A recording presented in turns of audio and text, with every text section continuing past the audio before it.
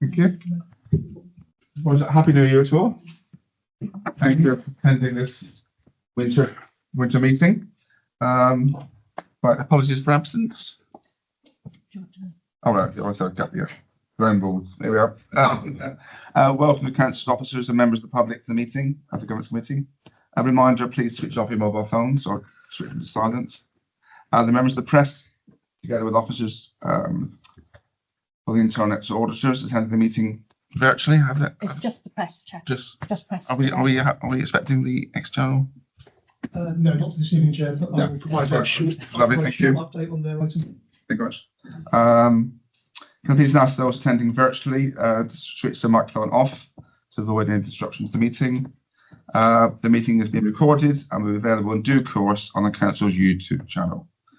Reminder to the councillors to ensure those attending virtually can hear the proceedings and for the recordings to capture, please ensure you project your voice and speak clearly. I think we got a new system, so it's even clearer. Fingers crossed. Fingers crossed. Yeah. Well, if I said it, they won't. Please remember it's 4 meetings, so please use not use the first names of councillors and officers.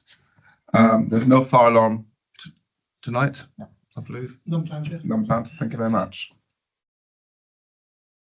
Okay.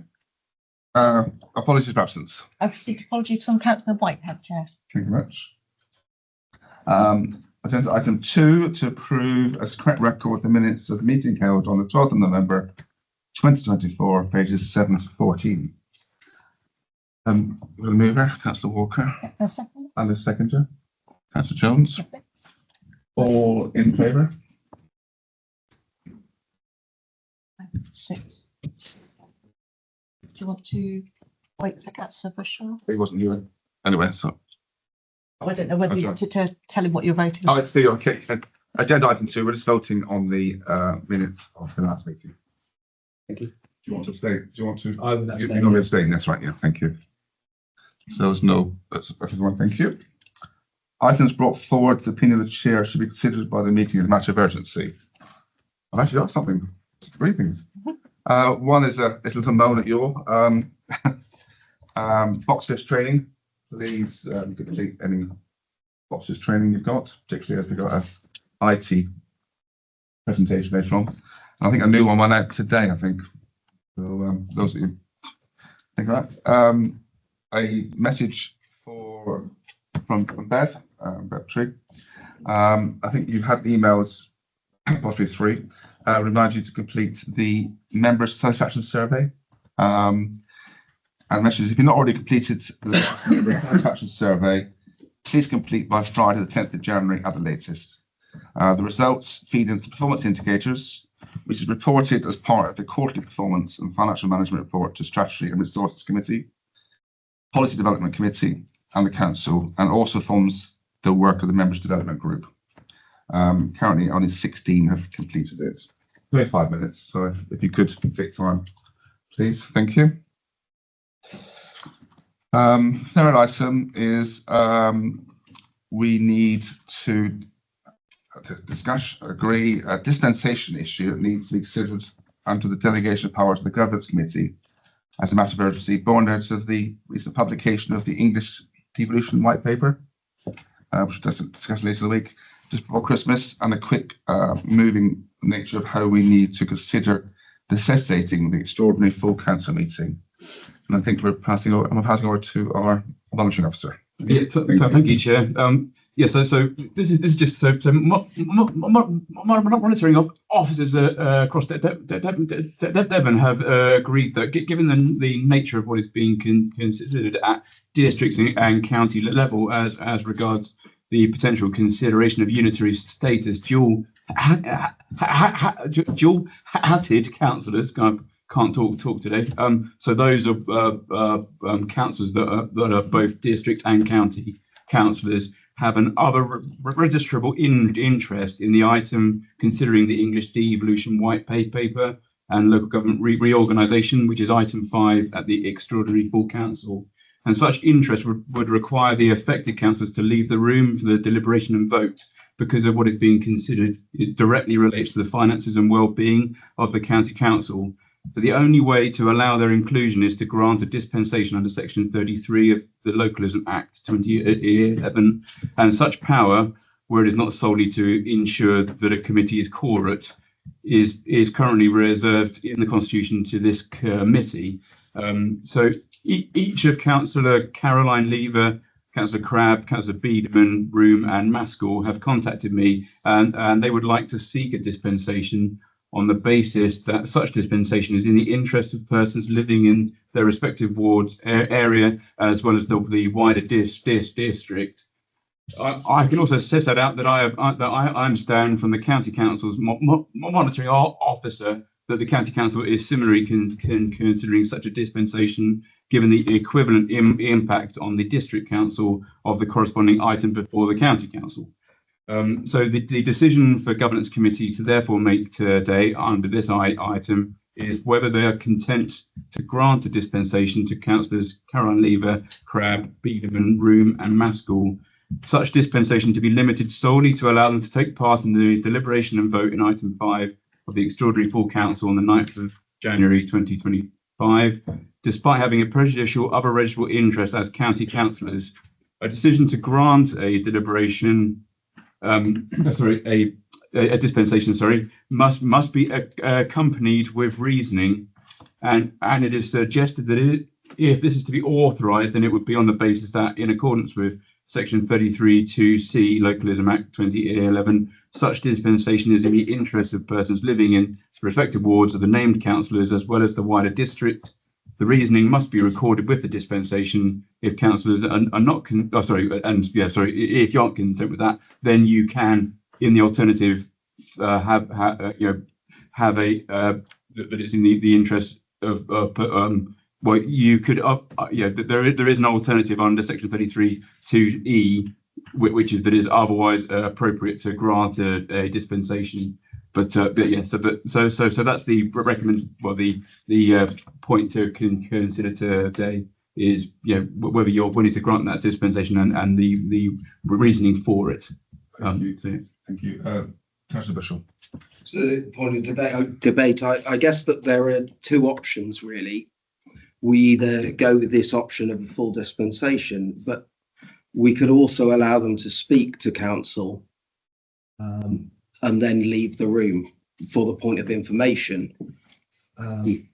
Would that be correct? Yes. Yeah, the alternative is if you don't grant a dispensation today, then those councillors, we would need to seek to waive council procedure rules to allow those councillors to speak as members of the public. This would be at the Extraordinary Full Council, and then they would be able to do that. Then they would have to leave the room for the deliberation and vote, so they wouldn't be able to take part in that. But they would be able to speak as a member of the public if that were passed. Okay, thank you. So any other questions? Yeah. So, Councillor Jones. I just want to raise my concern on this. We're asking, so we're basically giving county councillors the opportunity to vote on something that effectively some could argue could, as an end game, give significant additional powers to those county councils. It might be my feeling that they shouldn't. They perhaps could take part in the debate, but they shouldn't. They certainly shouldn't take part in a vote. Would be my feeling. But I would value a bit of a discussion and there's a little bit of a debate around the subject now to hear other people's opinions, because I'm unsure in it. We haven't been given any heads up that this was coming. Certainly something I would like to discuss as a group before discussing this now. And I think there's a lot of responsibility in the decision that's being made right now. Councillor Bishop. I think probably the contentious point that we would have from the county councillors is whether council might want to oppose the holding off of county council elections. And I think, although they might represent the people, the conflict of them getting another 2 years added to their county council term by the way they might vote at council, as with Councillor Jones, I think that part would sit with me awkwardly. because that's not a gain for the people necessarily. It's removing democracy. So I think that I don't think I would mind them being a part of the debate, but I think that if we're going to discuss things like the length of their term or the extension of their term, or whether the district council opposes the holding off of county council elections, I don't think it would be proper for the county councillors to be allowed to influence that part of it. If we gave them dispensation, are we allowed to stop them from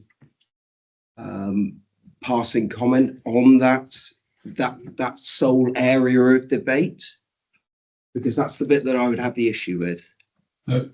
Chair, so the dispensation relates to the deliberation and vote. So the debate. So all they would be able to do is speak as if they were a member of the public. So normally members of the public have to give no notice if they wish to speak, which is why we'd have to waive council procedure rules to allow them to act as if they were members of the public. But yeah, as soon as it got to the debate, then that they would have to leave the room. I think they'll probably bring an interesting side and a good side to the debate, so we can understand the county council point. I couldn't support the vote if you didn't say that we could remove their ability to discuss an extension of the county council term as is being discussed by government, because I think it's in the interests of the people to have elections at a fixed term, because if they're unhappy with a councillor, they should have that opportunity. You shouldn't be able to increase the term by 33%. That should go to people. So I'm erring on the side that we allow them to give information, but unless the monitoring officer says we can block topics of conversation and those areas from them voting, I think that it would be prejudicial. I don't think there's any way that you could say that voting on extending or keeping the term the same wouldn't have a prejudicial interest with those councillors. Chair, to clarify, so you can't give a dispensation per se, just the debate and allow and then they have to leave for the vote. It has to be the whole thing. So yeah, they would only be able to be a member of the public equivalent or be involved with the whole thing. Then on those grounds, I'd like to propose that we don't grant a dispensation to the county councillors, but we do allow them to speak prior to debate. That's okay.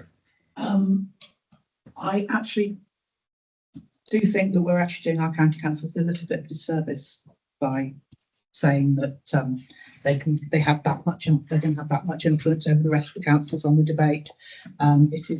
We are talking 5 people out of 42, rather than, it's not like it's half the county councillors. It's so I would rather hear everybody's views and allow everybody a vote on it, because I know that at least the county councillors that I work with a lot are very passionate both about their district roles and their county roles, and are quite capable of separating the two. So sorry, Councillor Bushell, I would have to disagree with you on this. Okay, that's fine. Any other comments? I'd just like to back that up. I think just 5 people, but they are the people that we're talking about. I know they're passionate about all this certain bits. So yeah, it's a difficult one. I mean, these individuals have got a lot of experience, a lot to share. Surely that view should go to the monitoring officer then, because it's to do with public perception. It's not to do with the actual individuals. It's just the public perception that they could increase their term past the democratic cycle, and equally they would end up financially better off by extending their term. So I think for transparency, and it is nothing to do with any of our county councillors, I think they do a good job. I don't want to be seen to be potentially lining their pockets over the opportunity for the people to have democracy. Thank you, Chair. I understand the concerns there, but just to put this into context of what the situation is, when the debate comes on Thursday, it is not for the district council to make a decision on whether county council elections will be going ahead next year or not. And that might have been given the impression from what's just been said. They've got no say in that whatsoever. They can have an opinion, but the actual decision will be made by McMahon as the Secretary of State, along with the county council if they decide to go ahead with this. We won't know what they decide until Thursday morning. So, you know, I do think that they should be allowed to speak and vote, and then the public can make their own interpretation on what they've actually voted on, if it's the named vote, for example. But it's important to remember we are not voting on Thursday to abolish the elections or not, or postpone them. We're just voting as to a view. We don't even know what we're voting on yet, because there might not be a motion comes forward. We'll just have to wait to see on Thursday what happens, because a lot of that will depend on what happens Thursday morning at the county council. It might all be academic if the county council decide they don't want to do that. Your comments? Jones? Yeah, I just want to go back to just that point. I'll be honest, my phone is now going off because our group is trying to input into this decision as well. We're trying to put forward an answer, but several people are saying surely the county councillors are conflicted. Surely they are conflicted. So surely they will choose not to take part in a vote if there is one. I feel that they should definitely be taking part in those discussions. The same as when we've had subject experts from agriculture discussing agriculture with us in previous times in the year, where they haven't taken part in that vote because they are so directly involved in the impact of those decisions. And the county councillors really are so impacted by what comes out of that, that my feeling is that I'd like to propose that the county councillors can be present and take part in the discussions, but should not take part in a formal voting process, because they would be conflicted. Or we recommend, it's the recommendation, but their choice, that they shouldn't take part in that. But again, there hasn't been enough time for this to be discussed roundly enough for me really to make a strong decision. I welcome more views if they're in the room. I'm happy to second that motion. Chair, just to clarify, yes, it's an all or nothing. I believe from my understanding of how dispensation works is that it is either they are a member of the public only, but you know, in terms of how they can speak, but they must leave for the deliberation and vote, or they are there for the whole thing. But we've seen it other times of this year where people have taken part in the discussions, even led parts of discussions, but not voted because they're conflicted in other areas. Can I come back on that? Okay. Chair of the full council, the decisions taken regarding farming and topics like that, where we have had members that are conflicted, it has been discussed with the member beforehand, and they have chosen to withdraw their right to vote themselves. So they've turned around and said, we have a conflict of interest, we will not vote, but that has been their choice, not something that was put on them by any member of the council. Sorry, just to clarify as well, if we're talking about the farming motion that was put forward for that one, the councillors who had an interest that couldn't be, you know, and I think that there was only one. They did speak as a member of the public and left the deliberation and vote. So we did the same thing as would happen if this wasn't for that particular member. So they couldn't take part in the debate. They just did a speech before the deliberation and vote, and then left the room. So the original proposal. So you withdraw. Sorry. Morning seconding. Okay. So the original, as far as it's not a report, but that's the original proposal for us to discuss was that to grant dispensation for these councillors, for them to take part in deliberation and vote. Can we take it to assume that if you want something different, you put down a different motion. Mr. Chair, I did put a motion forward. Yeah, that's what I said. So Yes, we'll do it that way, shall we? Although it Okay. needs to be seconded. If anyone wants a second, Councillor Bishop, do you want to just repeat? Oh, John Trigg. Councillor Trigg. Opposite If Trigg. you've got an original proposal, then you would be looking for a proposal and a seconder for that one. Yeah. And obviously, then if an alternative one comes forward, then obviously you will Okay. consider the alternative first. Gosh, okay. Thanks, correction. So the alternative for clarification Yes. was that we allow the members to speak, but not to be part of the discussion and not to be part of the vote. Is that correct, Simon? That's the only opportunity. It would be to not grant a dispensation, really, wouldn't it? Yeah. So we don't speak as a member of public. Okay. So really it's either or. But I think it's important that by that motion that we're not removing them from the process, whereas by just refusing the dispensation, it wouldn't give the clarity. Whereas if we put a motion forward, it would be recorded that we do want their input.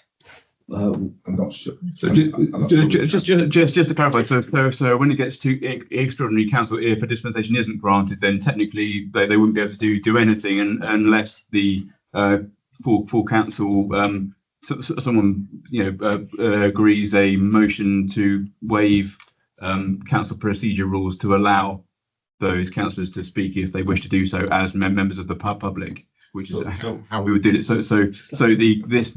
this committee can't decide now that they can speak as a member of the public, if that makes sense. That can be done at Yeah. public council. So at the moment, it's voting for or against what we've got here. Yeah, the dispensations. That's right, Chair. Yeah, is that, I understand.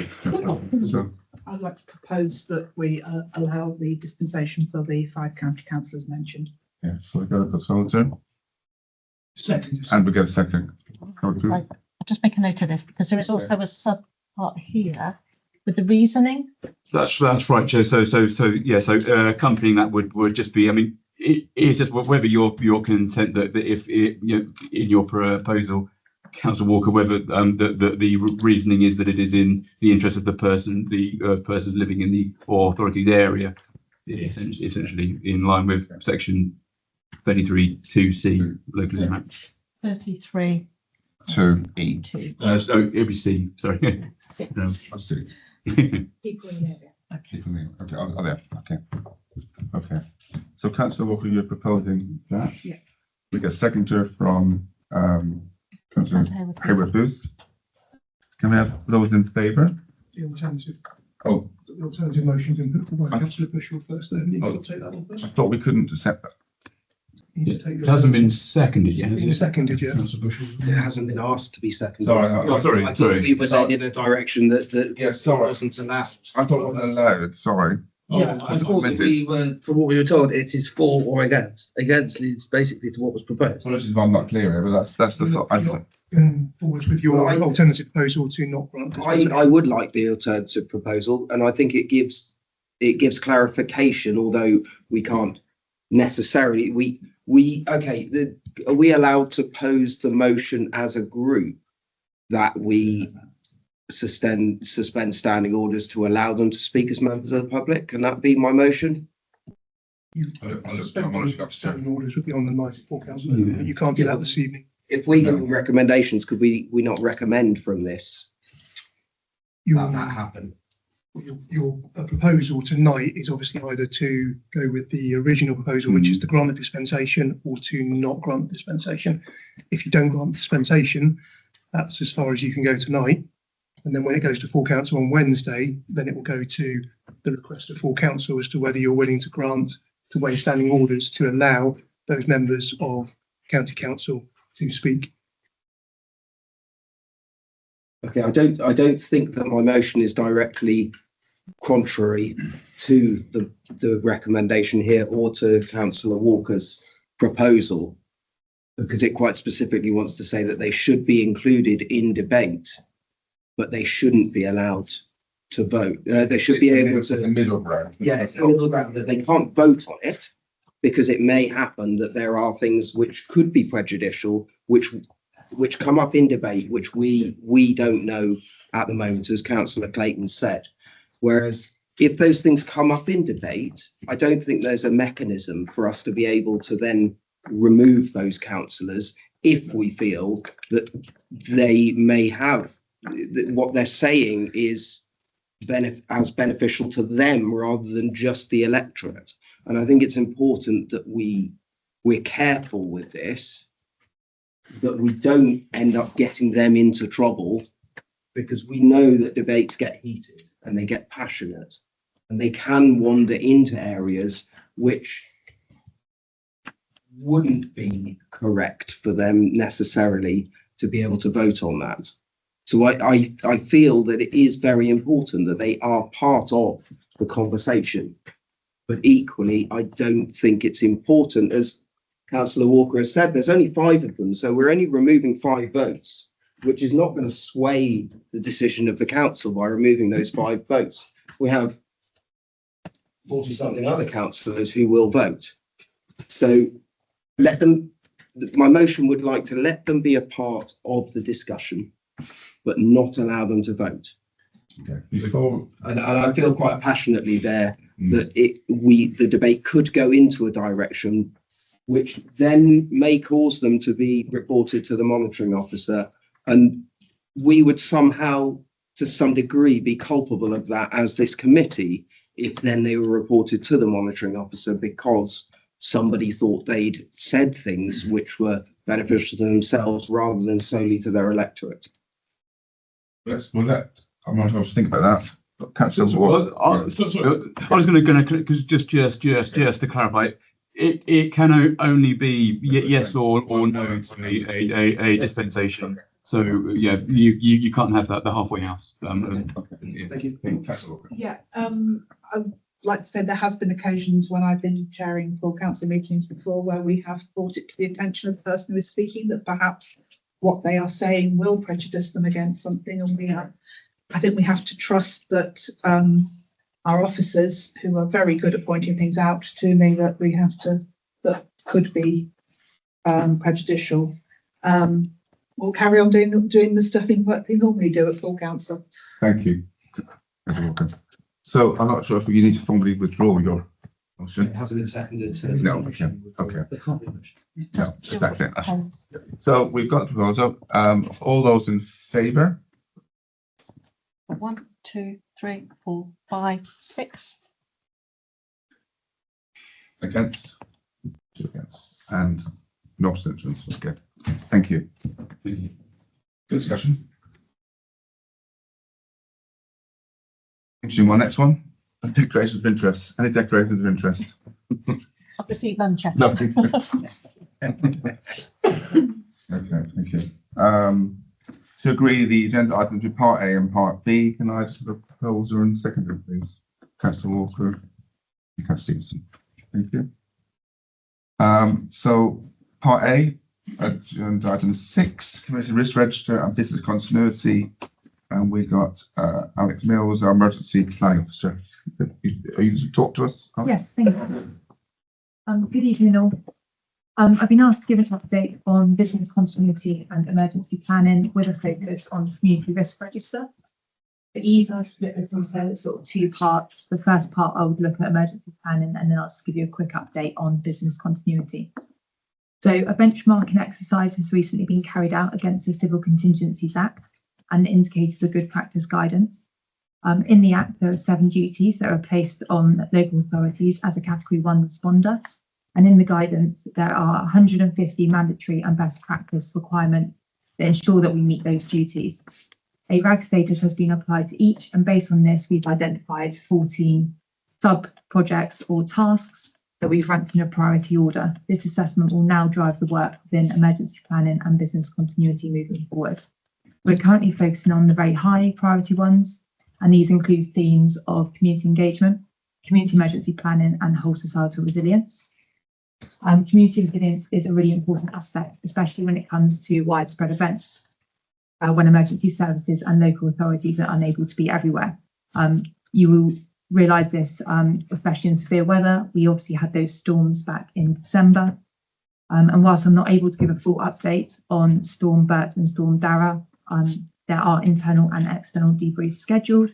and we can identify an appropriate means of sharing any lessons or key recommendations with you in future. In addition, a special parish forum has been organised for March. This has been supported by the Environment Agency, and we'll be discussing community emergency planning and community resilience. And this is a really good starting point in creating a coordinated way of working together to improve future responses. As part of today's update, it was to introduce you to the Devon, Cornwall and Isles of Scilly Community Risk Register. This is now available on the Local Resilience Forum's website. The Local Resilience Forum, for those of you who are not aware, is a multi-agency partnership that is made up of Category 1 and Category 2 responders, and it's usually based on police force areas. It has emergency services, local authorities and health partners who all form part of this. And the register is used as a basis for planning Local Resilience Forum work and preparation activities.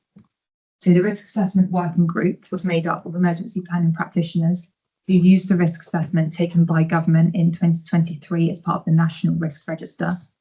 And we applied the local context to it to decide whether the risk faced in this area was greater or lesser than the national risk. And that was based on Devon, Cornwall and the Isles of Scilly area, is not broken down into just North Devon. The risk on this register can come from lots of different factors. They can be natural events such as weather, to human disease, accidents, or even deliberate acts such as terrorism. One thing to note is that whilst the risks may vary, there's often common consequences. And so these are things such as staff shortages, power cuts, flooding, or greater demand on emergency services. Therefore, emergency plans that we have in place can often be for a number of risks because they just manage those consequences, and they're designed to be agile and adaptable. A copy of that community risk register did go to SMT in 2024, and moving forward, any changes made to that risk register will be considered at the corporate risk group, where we will decide if any risks need to be adopted onto the corporate or the service risk register. And this is set out in the Council's risk management framework. Additionally, the North Devon Responders Forum, which is a small group of local emergency services, local authorities and voluntary groups, are also going to be reviewing this community risk register in February.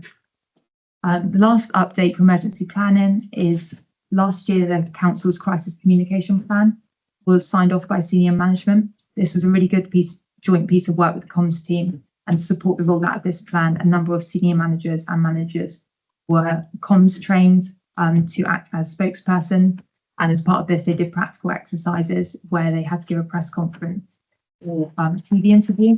And the lessons from this training have been embedded within the plan, and it's since been fully adopted. In terms of business continuity, at my last update to Governance Committee, I provided an overview of the range of plans that we have in place. And I explained that there are operational plans for each service, and we were drafting a new service assumption plan. That template has now been piloted and aligns with the work we've done to identify our priority services. And it differs from the old template in the way that it now recognises dependencies and key documents. I've had initial meetings with a number of managers to migrate the information over to the new template. At these initial meetings, the corporate priority list was reviewed to ensure the information contained in it is up to date.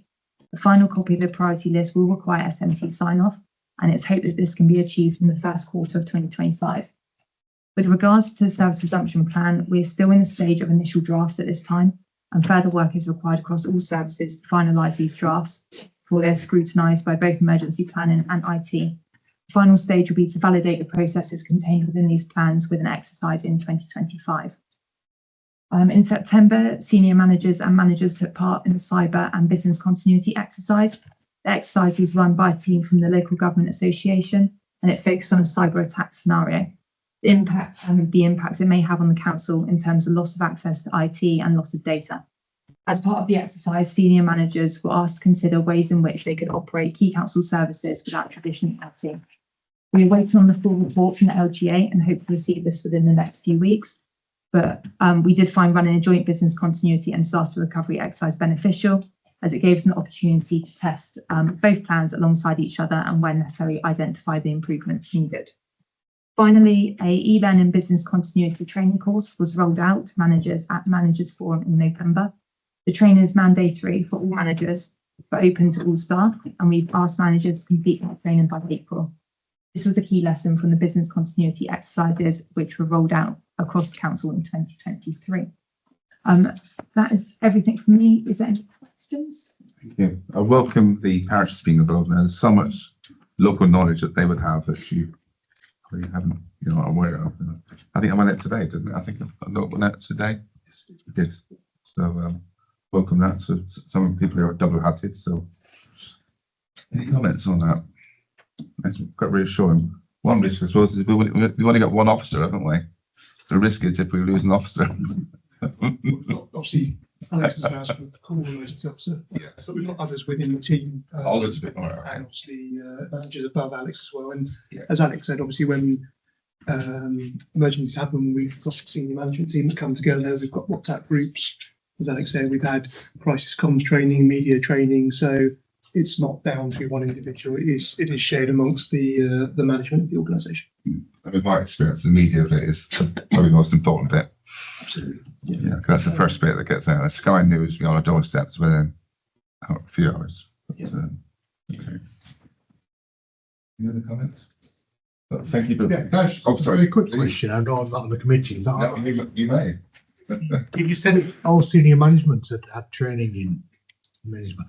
Yes, so the training was provided by an ex-BBC journalist, and I believe all senior management attended, as did some key persons within the organisation, such as the harbour master and those that are in particularly high-risk services that might become under public scrutiny. Because my supplementary to that is there any intention for councillors to get a similar training, either real or virtual? Only because, I mean, someone just said about what happens, you get the Sky News there, and whenever I've seen a disaster like that, what you do see is the local councillors for that particular area, because they're always there. Yeah. And yet they haven't been trained. So do other councils train them, or are we out on a limb there, or is it normal practice, or could we be trained in some way? I don't know. I'm just wondering what the issue is regarding council training. Yes, so we do run emergency planning councillor training, which we ran last year and we're due to repeat again, which is on emergency planning. But we haven't necessarily covered crisis communication training as part of that. Potentially something that we could discuss. I think it's something we can bring as part of that refresher training, because obviously the crisis communications plan only really got approved this year. I meant really the communication aspect. The communication element that we've obviously picked up this year, we can look to see how we can perhaps embed that into the emergency planning training that we do for refresher training for members next year. And that's something we can take away. It's a very valid point. Is it mandatory for the councillors, the training? Not, is it? Not that one. Okay, sorry. Just on that point, I've recently had media training through the LGA program I'm going through at the moment, and it's invaluable. I've had this kind of stuff before at work, but it is invaluable. Even in house, we can get Councillor Jones to deliver it to all of us. It would be cheaper. Yeah. Again, the person we had was probably the same person, an ex-journalist from the BBC. Yeah. I would agree with you. It would make sense for councillors to receive some training on that. Okay.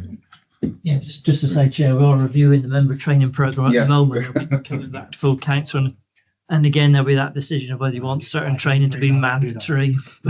So we can pick that up as part of that report. Thank you. Thank you very much for your time. Thank you. Very, very reassuring. Actually. Thank you. Jenny, Thank you. Right. Moving on to item 7, review of chief officer salary levels, pages 50 to 38. Report by our head of organisational development. Oh, no, okay, yeah. But before we move on, I think sort of congratulate you on 25 years service. I didn't know you were going to. No, thank you. So, you get another one coming in a minute as well. And congratulate on your 20-month service, or it might be, but 25 years. There are a lot of years. HR though, doesn't it? Well, the long service helps if you're head of HR. There are a lot of years service in this room. Thank you. So I think we're passing over to our leader of the council. Is that right? Are you Yes. going to introduce the report on it? Yeah. We'll take it as read, I think, as you. Well, very happy new year, everybody, and can't believe it's 2025. But I think this year is going to be a very interesting year for local government. There's no doubt about that. As far as the report is concerned, can I reiterate what I said in the November meeting? And that when we're discussing this after we've heard from myself, please remember we are discussing the post and not the person. I think it is important to constantly remember that, whatever our views on it. And I'll keep this now short and hopefully to the point, because we've got Nikki who's going to be hopefully be able to, with her 25 years experience.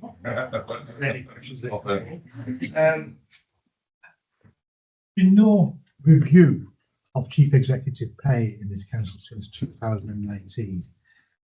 And that is what's basically at the root of this report, in the sense that you, as a governance committee, wanted to rectify the issues as far as pay is concerned in this area, in the sense that we are going against our own pay policy, which says it should be a medium-based policy comparable to other councils.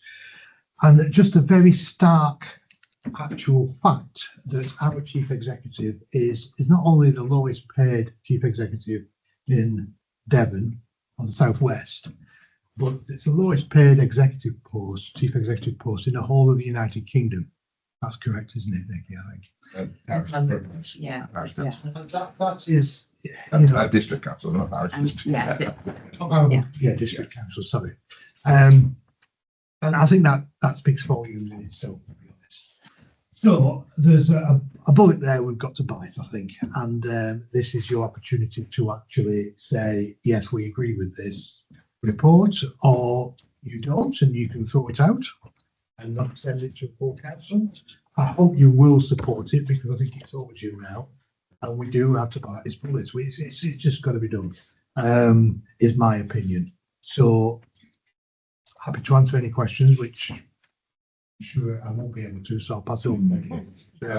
Councillor Bushell and then Councillor Quinn. To my recollection, it's been a while since I've looked through the pay review policies that we have. But the chief executive's pay is based off the matrix from other individuals' pays throughout the entire council. Am I correct in thinking that?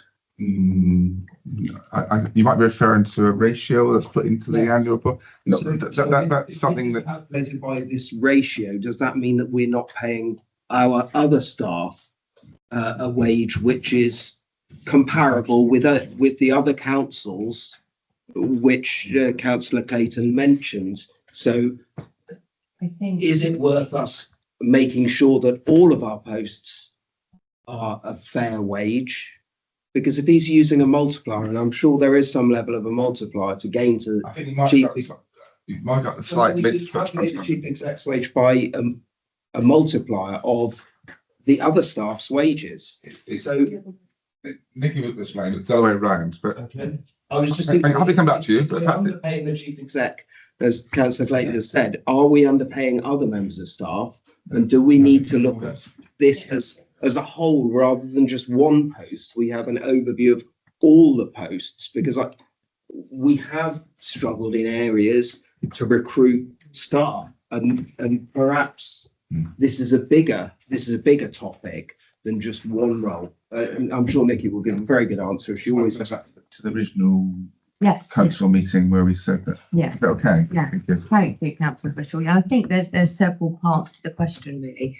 I think the purpose of the report today was a direct sort of fallout from the comparative data that was pulled together through the LGA, through a piece of specific work that was tasked to look at our top 3 tiers of management, and looking at comparative data from both the SIPRA councils and other neighbouring authorities. So that really is what we're looking at in relation to the salary of those top tiers. But obviously we're looking at tier 1 and tier 2, and tier 3 was deemed to be within the right range. So that's why that hasn't been explored any further. In relation to what I think you're alluding to is under the statutory pay policy, the measure is the head of paid service to the median person within the within our employees, but almost more importantly, from the highest to the lowest. And in the statutory pay policy, when we took that in March, you may recall, I think I've probably got it here actually. So the statutory pay policy was indicating that the multiple to the lowest paid employee for us, North Devon, was coming out at 4.45, and we were finding that was reducing each year, so therefore making the gap bigger. And let me give you a flavour of the others. So Mid Devon was 5.22, Exeter was 5.53, but all far in excess, because that was changing, which was really where we started going down this review process, because our statutory pay policy wasn't really reflective of what we were actually paying our head of chief executive.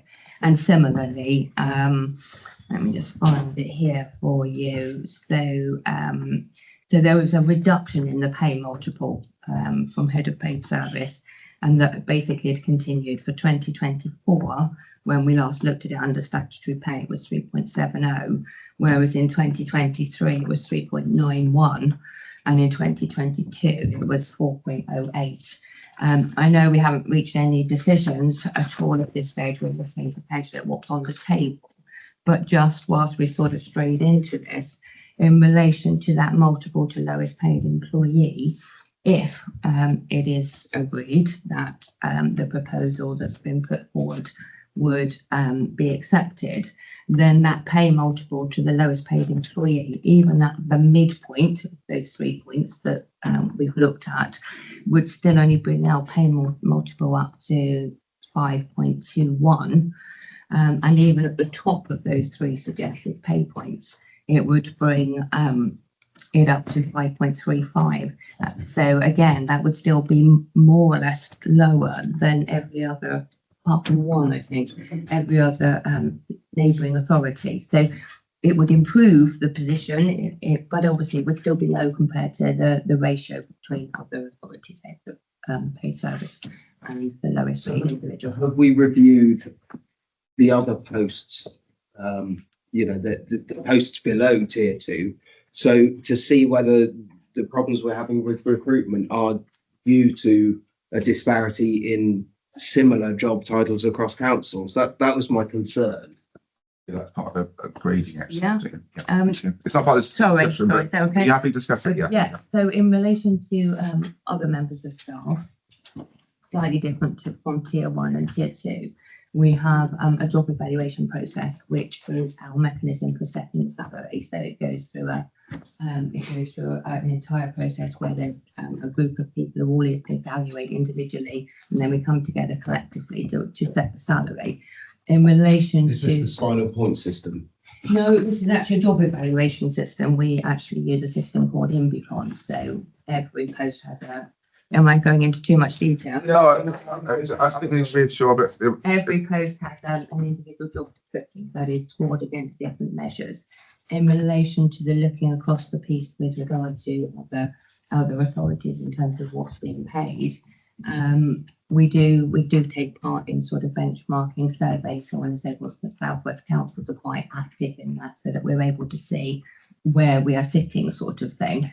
And we've just recently signed up to an LGA South West Council benchmarking tool to some extent called InfiniStats, which everyone is hoped to contribute to. So we will have that data immediately available to us, which will help. So that is a piece of work that continues at the minute. For people other than tier 1 and tier 2, everything is looked at through our job evaluation scheme. So to reassure you, our specialists, the staff below the top 2 tiers are benchmarked, and we think it's appropriate to get appropriately paid. Yeah, I mean they are benchmarked, not to this level of the detail that we've gone into, because obviously this was specifically falling out of that statutory pay policy. But we are aware of the how the salaries are set for other staff within the authority. And the ratio the ratio talked about is something that's published by most companies to show the ratio between the highest and the lowest. And it shows that it's quite tight. But even if we do accept this payroll, we're still within the average. We would still, in terms of the multiple, we would still be. Sorry, this is, I've probably gone about it backwards. What I was thinking was there are budgetary constraints Yeah. within the council, and we're all aware of those. Yes. And if we make a decision for the multiplier for the chief exec now, and then we find out that we're going to review the lower amounts, that will then change the median, which will then have a secondary knock on to the chief exec's wage. And obviously the chief exec or the tier 1, tier 2 people, which we're talking about here, they care about what comes into their bank, don't they? So if we were then going to review the lower pay, the people below them within the organisation, and then give them pay rises, we're going to end up with a one-off multiplier changer, which we would then understand as a numerical number within wages. So we put the multiplier in. So we say this person's getting paid £50,000. Let's say I hope I'm a little bit low with that. But then if we address the other employees below them and find that they're not on a level pegging with other authorities and give them a pay rise, that will then give another pay rise to the people we're discussing today. So we'll have an increase in wages for the decision we're making today. We'll have an increase of wages from the median, and then there'll be a knock on for a third increase in wages of the tier 1 and tier 2 that we're discussing today. And I think it's important. I'm not on strategy and resources, but we might give a problem to the strategy and resources team by not just doing the whole lot and making sure that we're not going to have a ticking time bomb from a further piece of work which comes out in the future, which we're hearing from Nikki that future information is going to come out and fairly soon. So are we better off that we wait until that information comes out and view this as a total budgetary thing? The reality, Councillor Bushell, is that this piece of work is specifically designed to look at those top 2 tiers. And the reason being is because the chief exec salary hasn't been reviewed since 2019, so is significantly out of sync with our own statutory pay policy and also with comparable CEOs in other authorities. So this particular piece of work is to look at those 2 particular posts. The process that we follow for the remainder of our staff is slightly different, and it isn't quite in as much as we apply a multiplier. If that makes sense, if we decide we're going to apply this multiplier, it would follow suit across the whole pay scale, because that's not the 2-level post that we're covering. That wasn't what I was thinking, but by the median moving, that would then, because it's being multiplied, would have another knock on, because then the chief exec or whichever things we're talking about here would then get another pay rise. So then the whole budget would be very. Yes. It could balloon. Can I get David, Councillor Clayton, and we'll come back to that, but I think I know where you come from, and I don't need to both clarify. Councillor Clayton. Yeah. I think Councillor Bushell has raised a valid point, but I think it's taken us down a path that we don't need to go down right now. I think with what we've got in front of us is the top 2 tiers, and I think that's what we've got to decide. You've got, as a committee, got to decide upon now. What comes with us is later on. And I'm saying that because one of the reasons why we're in this position with the chief executive pay being so out of sync is because we haven't done it in the past since 2019. It should have been done.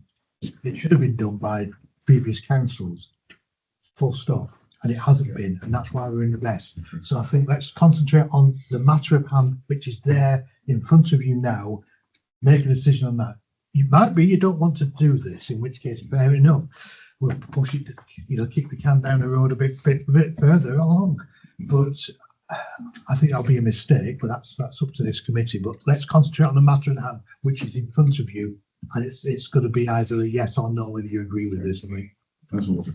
Yeah, my concern would be, if we don't follow the recommendations in this report, but if for whatever reason, we had to replace, our tier 1 and tier 2 staff, tomorrow, we would not be able to offer them a competitive salary.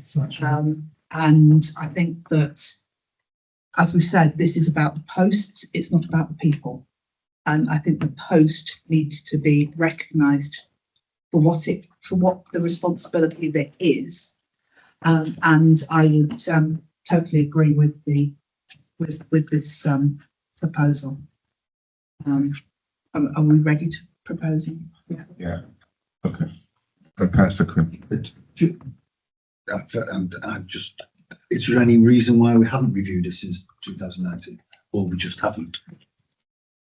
I think it comes down to some extent political will. It's not an easy decision to make this. Yeah, but all the staff in the council have a yearly increment, usually, or 5 years. Oh, there have been pay rises. They haven't been stuck on the same. It's only the multiplier. Right, okay. So they have been gaining pay rises since They then. have had. Yes, council staff. This decision was supposed to happen last year, but it got kicked into touch because of the election as well. Yeah, right. Council staff get an annual increment, Yeah, annual inflation, and okay. all but these two positions have increments. Right, this is putting them Links to what that's what you're saying with the pace of the scale. These two are on fixed. It's been distorted because other councils have progressed the pay of the chief execs. I think Other councils have increased the multiplier, okay. but they have been gaining pay rises at the multiplier which we have used previously. No, just to clarify. So it, Just clarify. The multiplier is just a way of presenting the difference. We're particularly looking at the salary. The multiplier is something how it's presented. Multiplier doesn't trigger because that moves each year, depending on the lower pay. If you look back, that multiplier will be different. but the chief exec is not on the same wage now as he was in. Yeah, it's on the. That's what we were hammering down here with Councillor Quinn, was that he thought he may have been of the opinion that no increase in remuneration had happened, but that had happened. But what we're doing now is trying to balance it with regard to the decisions other councils have made. Councillor Jones. How do we put a process in place to ensure this doesn't happen again? Because it's rather unpalatable to vote for a £20,000 increase, because the public will look at that and they will look at the figure. I completely agree that we need to be paying a fair rate, and if we're paying the lowest rate in the UK, it seems absurd. Particularly, although we're not speaking about individuals, but I believe quite strongly the individuals at this council do a fantastic job. That should be remunerated fairly, and probably more than what they do get paid when you look at actual real world jobs. But my feeling is nobody's had the balls, frankly, to do this, and it does feel uncomfortable to do it. But we have to be honest that we've had recommendations from the LGA, we've had recommendations on reports. We reviewed those reports in the last meeting and we asked for it to be amended to a range instead of a spot payment. And we are in a position to listen to what the experts are saying. And I would also agree that we support, we're not going to the top end, we're going into the mid-range. And although it feels rather unpalatable to be increasing by so much, I think it's appropriate to ensure that if we do need to be looking for a new leader in the future, we are at least offering a salary that is in line with what others are offering. Can we, Councillor Bushell? Happy to propose that we support this report. Thank you, Councillor Bushell. Can I ask before that? Okay. Oh, when do you want to say your view? At the end? Yeah, that's just, No. well, it's entirely up to you, just to, I just thought. Before we go, so Before you vote, I just wanted to say that, you know, in any of these situations, obviously we are trying to write something that's not been right for personal client, and that's really important that we do that. I also think it's important to say that should the proposal on the table be approved. And it is down to our individual current post holders to decide whether they would wish to accept whatever is put on the table, whatever is agreed. The reality is, if we from our statutory pay policy, that would reflect whatever is agreed. Sorry, on top of that, if you don't mind me saying, even if the post holder did not take that money, something happened, and as Councillor Walker said, we had to advertise, Yeah. then The that bands, clause will be there with that remuneration, which will be appealing. Who among potential chief executives will want to come to North Devon, the lowest paid in the whole country? You know, if you look at Also the best part of the country to live in. beautiful. It's a balance there. We'll agree on that one. We won't vote on that one. Councillor Jones and then It was Councillor. just my point, how do we include something in this to make sure that there are regular reviews, so we don't end up in this situation again? Is there something written into this to ensure that there is a regular I review? don't think there is actually. And I would suggest that there very much I should. think this governance committee could do that in the future. It should be a yearly thing, I think. There needs to be a regular, it would be a normal contractual thing for an employee, wouldn't it? Is that a governance committee thing though, or is that more of a finance and? I'm not aware of all the different boards, but this feels like a not audit committee. Yeah, one other thing is, It does need the strategy and resources to also agree with it because of the budgetary implications. the actual process could be, whether you agree, whether you upgrade or anything, you could downgrade, but the process should be there, and it shouldn't be such a big gap. And we've also initiated a system of appraisal as well, which is going to be starting, which hasn't been done. It should have been done, but it hasn't been. We are where we are. Councillor. On the point I don't want to discuss that, of when I'll tell we you. review this, obviously the incremental increases finish in April 26, which would seem to me that we should have decided what is happening before that date. So I would suggest, my suggestion would be the middle of next year. But not the middle of next year, towards the end of this year, beginning of next year. 12-monthly cycle. 12 months Yeah. cycle. No, we have, what was the recruitment panel? I know the remuneration panel, aren't they? I think the 3 group leaders, is that correct? I think that needs some hard work on it as well, because Is that, we'll leave that with our head of organisation. So is that all right? it needs tightening up that, Yeah. that area. There should be a regular review. There should be a regular review. Yeah. It is captured in the statutory pay The policy. pay policy covers And it it. does indicate that we should be paid in level, but Yes. for all the reasons we've sort of already touched on, that hasn't happened, and so now is the time for us to be able to correct that. Councillor. I would like to second the proposal that we go with the recommendations in the report, and I would also like to ask for a recorded vote. So we've got proposed and secondary. Just need a proposer and a We seconder. need to propose the Recorded secondary vote first. recorded vote. Who's the proposer? All recorded vote then. No, Councillor Bush. Okay, so Councillor Walker proposed So- and Councillor Orange second for the recorded. Can you vote please for that to be the first? We all agree for it to be a recorded vote. Right. Sorry, we'll just do that bit first. All in favour of a A recorded vote. Thank you. Yep, great. Thank you. So to do a recorded vote then, so this is as per Councillor Bushell's proposal for point 2 in the report. Now I'm going to have to read everybody's name out, Yeah. and then you can just tell me whether you are for or against or abstain. Is that okay? Yeah. I'm going to do it alphabetical. So this this is on item 7. So Councillor Bushell, 4. Councillor Hayworth Booth, 4. Councillor Jones, 4. Councillor Norman, 4. Councillor Orange, 4. Councillor Quinn, 4. Councillor Stevenson, 4. Councillor Walker, 4. Thank you. It's unanimous. Anything to come on that item? Nope. So we can get Mr. Craig. I know, so I can ask. You can come down. back in. Lovely. Okay. Thank you. That was a good discussion. Thank you for everyone involved. Can you pass on our thanks to the LGA I will. individuals, Yeah. your team, much more you. That's I'll ask them to come back in. Thank you Thank very you. much, members. Thank you. We are now at item 8. So Mr. Tate, are you?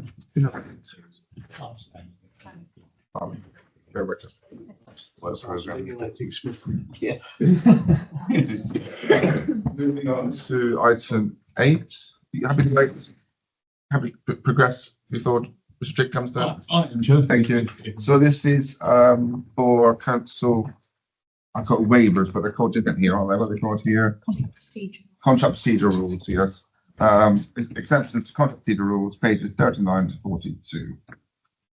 Thank you. So there were two that so this is really just for the committee to note or raise any quick queries if you have them. This is about where the Strategy and Resources Committee have set aside the requirement to run a particular procurement route.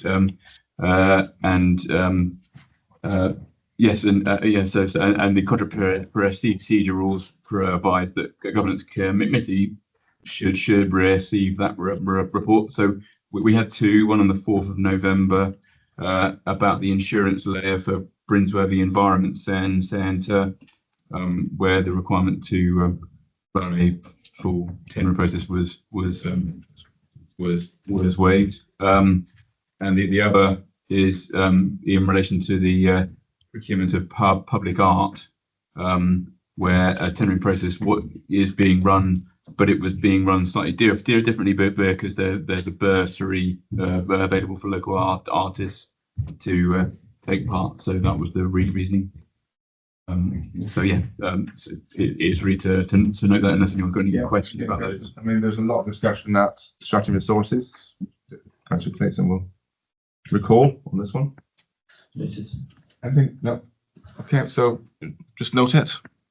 Thank you. Welcome back, Mr. Strick. Thank you. Thank you. So agenda item 9. Sorry, Chair, I Yeah. just wanted to check. Councillor Bushell left then as well, did he? Oh, yes, okay. Yeah, thank you. Agenda item 9, internal audit in-year monitoring report, pages 43 to 56, report from Devon Auditorship Partnership. Thank you very much, Chair. Good evening, everyone. Happy New Year. So we are page 43 on your packs, just a short in-year monitoring report for our work in internal audit.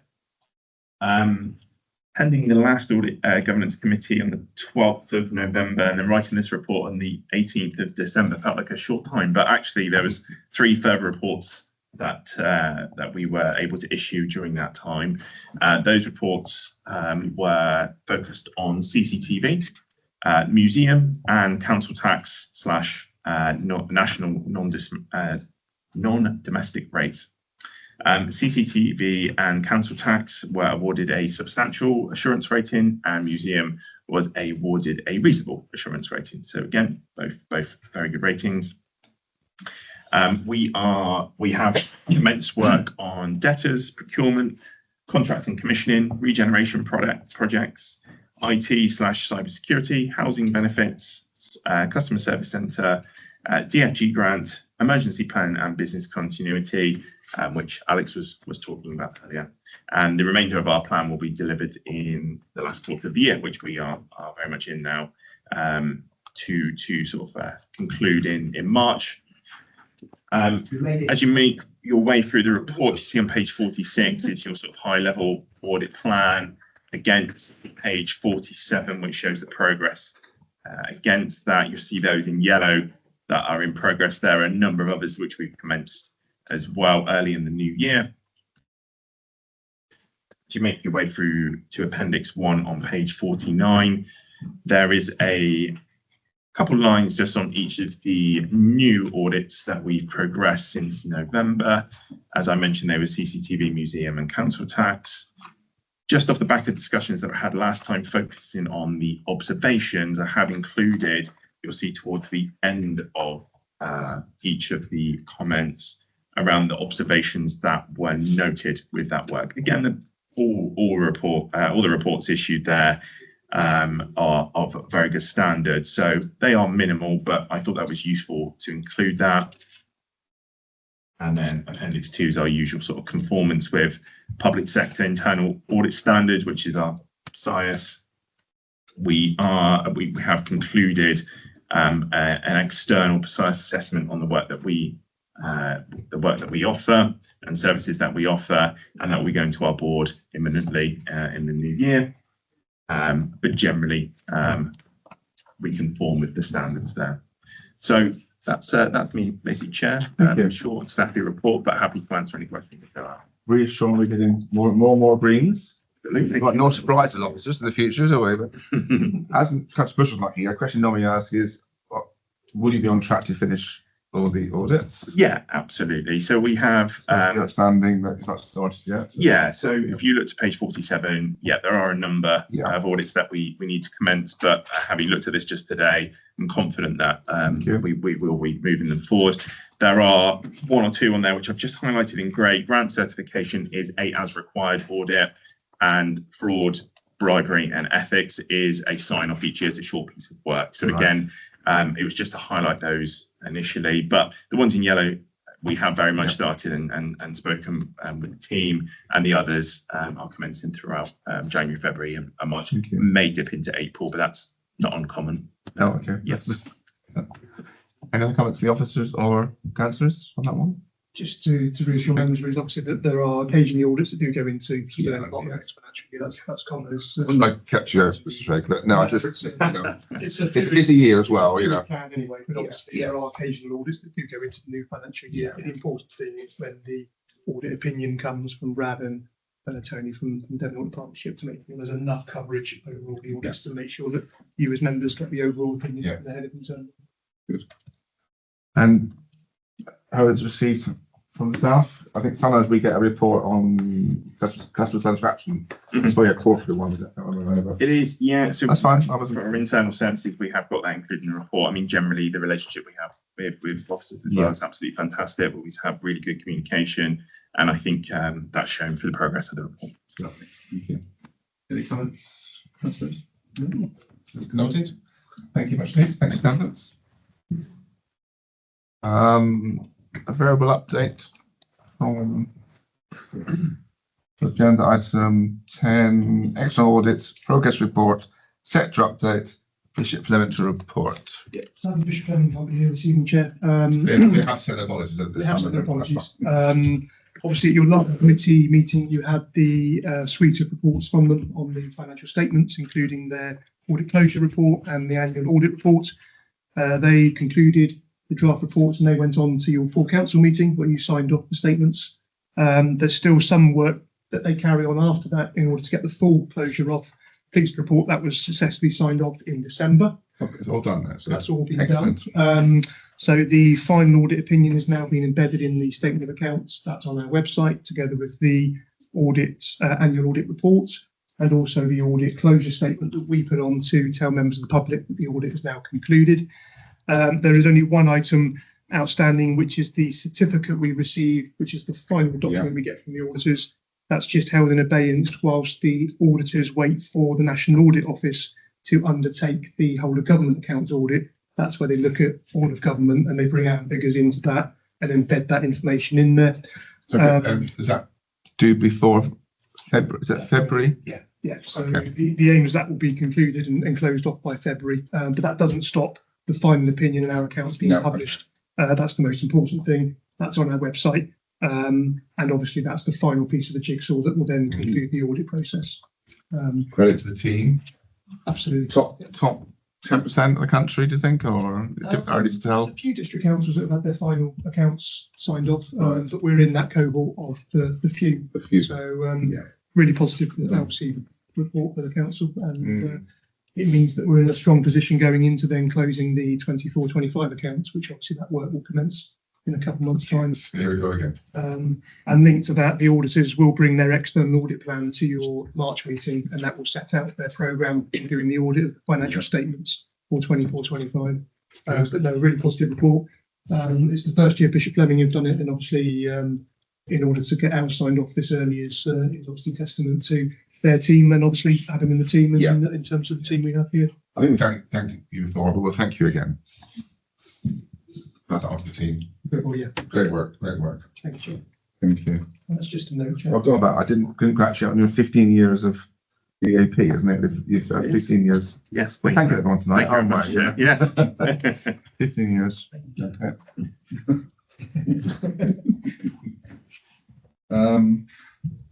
Right, moving on to item 12.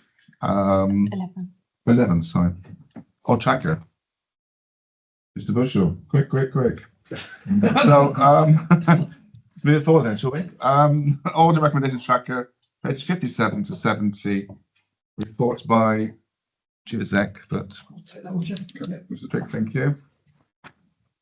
So Do it as fast as you want. Sorry? Do it as fast as you want to. So that's the Councillor Bushell's opportunity to feed into the debate. Oh, is he? Oh, okay. I think All he's right. talking to Nicky, I think. Yeah, okay. All right. I'll have a vote on that one.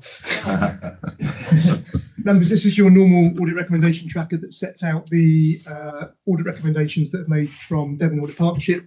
They're embedded into our performance management system here. The table in Appendix A on page 59 just gives you a summary of the overall audit recommendations and their current status. That's split out into high risk, medium risk and low risk. We report through to you in terms of the detail on the high and medium risk.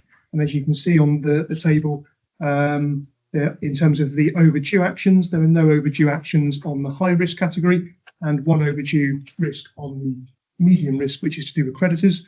And I'll come on to that one shortly because we have a date extension for that one outstanding recommendation. In terms of actions completed since the last meeting, that's shown in Appendix B on pages 61 and 62. So a number of the audit recommendations have been signed off and completed, which is really positive. And then on Appendix C, we just have the one overdue action, which relates to creditors, and this is to do with archiving the data within the system. So without a successful archiving module, in theory, you hold the data for forever. Obviously, we have an archive and disposal policy, and it's important that our software system is archived to make sure that we only hold data for its intended purpose and also for the length of time that's intended. That piece of work is 90% complete, so that's good from that perspective. We just have one small piece of work outstanding to archive on the creditor system, which is our payments out the door system.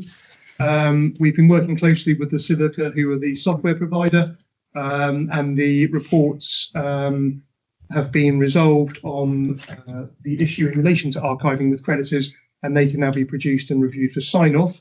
And therefore, we're 90% complete. We just need to finalise that piece of work. The team obviously have been quite heavily involved in the detailed budget setting at the moment in terms of setting next year's budget. So in terms of priorities, that's where their priorities have to be at the moment. And obviously then they're going to be into closing this year's accounts. So that's why the time extension request has just been put forwards for approval or for your debate this evening to 30th of June to allow the team to get the budget and closure of accounts out of the way and then finalise this last piece of and that's in line with the service plan that's coming forward to Policy Development Committee next week as well. So there's just the one overdue action for members to discuss and agree if they're happy to on that date. And then the only final table just to show you, obviously Appendix D on page 67 has therefore got no overdue actions. And then the Appendix E on page 69 just sets out those that are on the annual governance statements. A number of those are either in progress or complete. Those that are in progress have a due date later than tonight's committee, so 31st of March for a number of those. But you can see the progression and the latest notes of those actions. And the couple over the page on page 17 have been completed. So, Chair, hopefully a positive report. That one extension of data request in relation to the archiving module just to finalise that last 10% of the work. But I'm assured by the head of governance that the team have that in hand. They just want to make sure that the budget and annual closure of accounts is out of the way first. Thank you. I personally think it's a positive report. When we first started, we are seeing less extensions. credit to Councillor Bushell and the team. Pushing for that. And, you know, any comments? No? So we need to recommend to the Extensions and to note the actions that they've taken. Can I have a proposal, please? Councillor Walker, second by Councillor Jones. All in favour? One, thank you. Thank you. Right, item 12, MHCLG consultation on standards and conduct framework for local authorities in England, pages 71 to 90. Is this on? Me again, Chair. Thank you. The government has launched a consultation on wide-ranging reforms to local government standards system. So it isn't just about devolution. This is a whole separate one, including reintroducing powers of suspension and widening circumstances in which members can be disqualified. The consultation, which is called Strengthening the Standards and Conduct Framework for Local Authorities in England, also asked for views on implementing sanctions such as premises bans for councillors, setting up a national body for handling appeals, and requiring councils to have standards committees. So what I've done is I've akin to a previous report that this committee has seen before, where it was about proxy voting and virtual attendance. I've completed the consultation on behalf of the council, and as the governance committee, one of your delegated functions is, of course, the standards function. I was keen to get your views on the proposed responses to the various questions raised.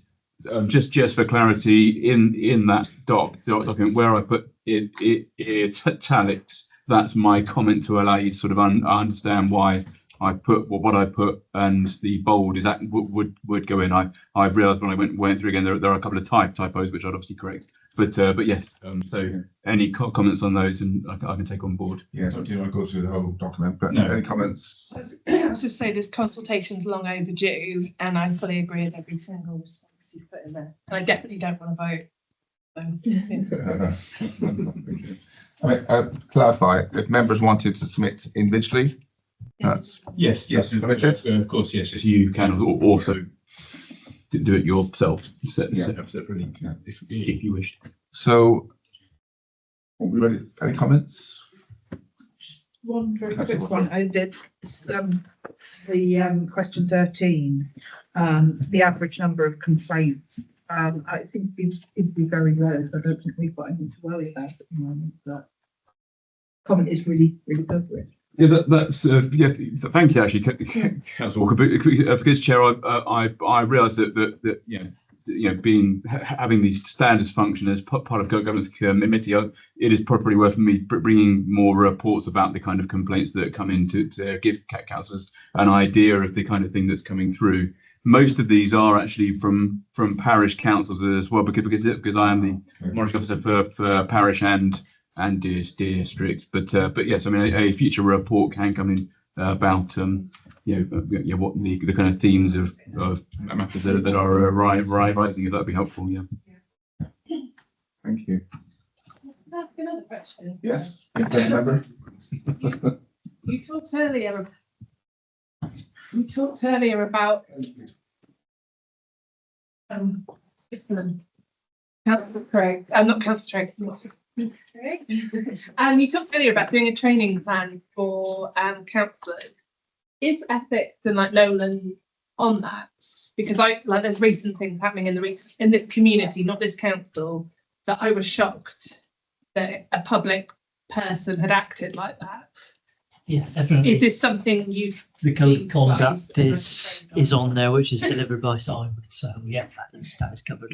Very clearly, when we are selected or when we apply to become a councillor, there is quite a collected document, including the Nolan principles that sent out. It's probably that's when we are before the election, I think. I can't remember, but anyway, but we've all had sight of it at some time as well, quite early on. But yeah, it's pretty vital we know that really, isn't it? Okay. Can we have a proposer on this one? Is that what we want? Because you need us to agree on this, otherwise. I can't recall what we did on the. I think we did on the last one. This was a draft. You were mind reading what we. It's worrying. Mother officer can read minds as well. It's a bit concerning, but you drafted what we thought would reply. For you to reply on our behalf, I think we need to formally vote on this. Can I have a proposer, please? Oh, Bruce, thank you. Seconder. Councillor Quinn, all in favour? Thank you. Councillor Bishop, you're abstaining. You're outside the room. That's fine. Thank you. We're on. Was about to tell us. 2012. Right. 13. Work programme, pages 91 to 94. This is the work programme for 24-25 attached. Strick, do you want to? So this is your normal work programme. It sets out the reports and presentations that are due at your next meeting. So that will be on the 11th of March, which is in the final column. So there's a couple of annual reports that are coming. One is the reference, and also you have a half-yearly report from the Chair of Governance Committee. You'll note on there we've got the annual review of committee effectiveness, which is a document that we normally would send out an online questionnaire for you to complete. We've done that for a number of years now. What we're looking to do this year is a different piece of work run through Brad and the team at Devon Audit Partnership to carry out a session with you on the effectiveness of the committee. So rather than just the normal online questionnaire that you'd complete and often give probably similar answers every year, we felt it would be good to have a slightly different context and look at challenging you on the effectiveness of the committee. So there'll be a separate piece of work carried out. I think the plan was at the next meeting in March, we would commence the formal meeting a bit later. At around 7:30, but still have you starting here at 6:30, so that effectiveness piece of work can take place with the internal auditors between 6:30 and 7:30. So the formal meeting would start a little bit later, but you would still commence at 6:30 to carry out that committee effectiveness piece of work with internal audit. The output from that would then come back to your next governance committee, which would then be in September. It's a piece of work which DAP have undertaken other councils. Yeah. So it's, Can I just ask John on that? We've got this peer review coming in March, and they said they would be coming to committees as well. Does that fit in with the date of the March committee? And is it possible that I think they're seeing us on around the 5th and 6th, right? I think they're the week before. They did talk about coming to a couple of our committees. They I was possibly just wondering whether it's around that time. So Yeah. if it's not relevant. they may around the time of the peer review may come into a couple of our committees. So they did talk about coming to the end of February council meeting and attending that virtually, so they can obviously view the council meeting. Because this meeting is just after the peer review visit, they may possibly opt to join this meeting as well. Obviously, if we're holding the informal session, that may be something we could involve them as part of a separate team meeting as well, so that they can view what goes on. And the idea from that is that we might produce an action plan, look at in the following year, if there's actions to follow up on. Lovely, thank you. Second page of your work programme then just talks about some further reports that are due to come. So you have an update report which comes every 6 months from the monitoring officer on any fraud investigations. There's an annual report that comes if there are any changes to or major changes to accounting policies that sit in your statement of accounts. And then you've got a report due on updates to your whistleblowing, fraud and anti-money laundering policies. That's following a piece of work that we're carrying out with Devon Audit Partnership and the Counter Fraud Manager to update those policies that you approved a couple of years ago. There's a report due on new guidance from the Local Government Ombudsman, and that will come to your March meeting. And then you've got your normal standard reports, such as your audit recommendation tracker, your corporate risk register will come again in March, and then your regular reports that come through Devon Audit Partnership and external audit with the audit plans and the audit charters and strategies as well. So quite a full-bodied meeting in March. Obviously, if there are other things that you may want to discuss as a committee, then obviously open that up to yourself, Chair, to discuss that with members. And it may be possibly that one or two items, if you think the agenda is too heavy, especially with the pieces we've got on beforehand, you may want to consider possibly one or two of those maybe going to the September meeting. Yeah. So anyone's got any ideas that's appropriate to discuss this committee? Discuss it now or send myself or Adam or John an email. In a council meeting, can we do something on devolution? Or is that not? You can come along as an observer on Thursday. Thursday, we've got an extraordinary council meeting being held here in Winsworthy. That's on the devolution white paper, local government reorganisation. So that's It'd just be nice to understand what's actually happening. Well, I think we'd all like to know. I imagine there'll be lots more coming to here as well, you know. Okay, well, we won't get that. No, but thanks for raising it. Thank you. that meeting on Thursday. You can either attend in person or we can arrange for the team's appointment to be sent to you if you'd like to. I might do that. That's all right. I'll email you tomorrow about it. I'll get that arranged. Thanks. Do you need to note that? Yes, you do, Chair. Thank you. Thank you very much. So we're moving to a report on court risk register, pages 95 and 96. Thanks, Chair. It's just a Yeah, an it's overview. it's just our standard report Yeah. in part A, just to note the corporate items on the corporate risk register. As normal, we'll have our discussions in part B. Thank you. Thank you. So that brings us to the end of part A. Later on. Just Certainly so wrong. we'll have to propose to. Yeah. Can I propose that we have I think we've agreed already. Men of a certain age. A 5-minute comfort break. I think you just joined us. Sorry. Should we go to part B first, the recording? Oh, so we just close. Or you have to go to part B first. That was Yeah, saying. Okay, we'll just move to part B then. Does Can I- anyone propose? Can I propose a? Oh, sorry. Judge Jones and Walker. And as we don't need to vote, do we? No, that's fine. Okay, and we'll do that when we come back. I'm just So- trying to stop the recording. I'm sure you just joined us, but we go 5 minutes. Have a break. Thank you.